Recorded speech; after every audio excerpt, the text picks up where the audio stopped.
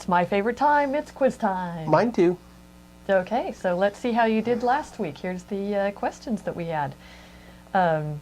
First question was, beyond the headline number, what are the other key data in unemployment? So the headline number is U3, if you remembered last week.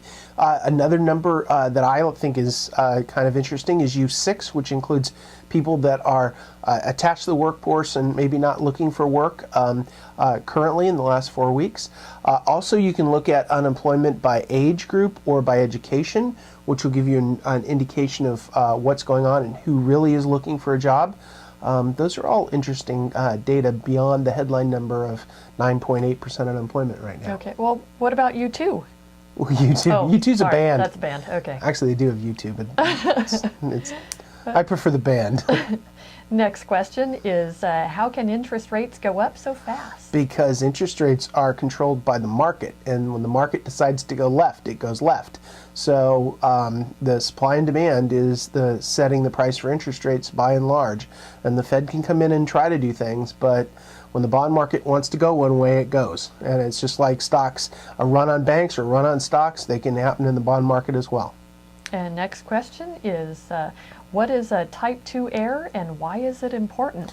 Type 2 error, or a beta error, is believing something to be true that is actually false.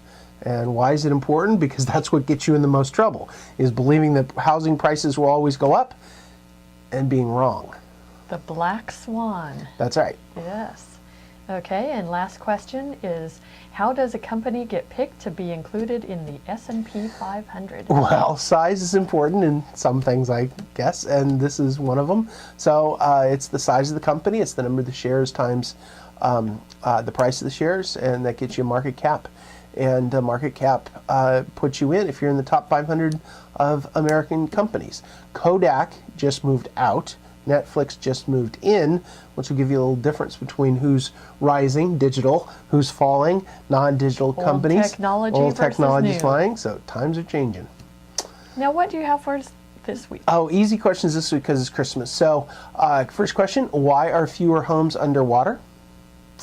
Second question is, why should we be worried about the U.S. credit rating, U.S. government debt credit rating? And well, what should you do if you think risk is mispriced? And the last question, which we'll get to in a second, is what is a PE ratio?